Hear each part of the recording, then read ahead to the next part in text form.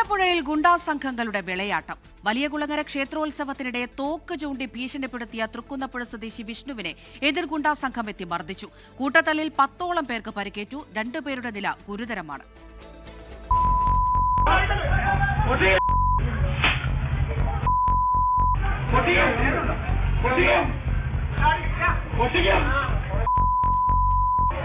ആലപ്പുഴ തൃക്കുന്നപ്പുഴ സ്വദേശി വിഷ്ണുവാണ് വെടിയുതിർക്കാൻ ശ്രമിച്ചത്.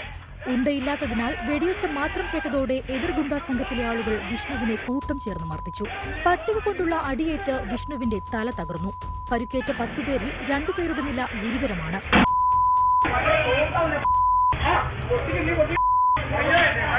കാപ്പ പ്രതി പ്രവീൺ പ്രസന്നൻ, മണ്ണാറശാല മഹേഷ് എന്നിവരുടെ സംഘങ്ങളാണ് ഏറ്റുമുട്ടിയത്. ഇരു സംഘങ്ങളും കഴിഞ്ഞ ദിവസമുണ്ടായ വാക്കുതർക്കമാണ് ഏറ്റുമുട്ടലിൽ കലാശിച്ചത്. തൃക്കുന്നപ്പുഴ പോലീസ് അന്വേഷണം ആരംഭിച്ചു.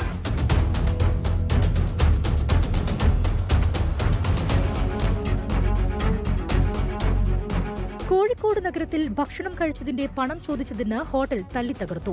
3 പേരാണ് അതിക്രമം നടത്തിയത്.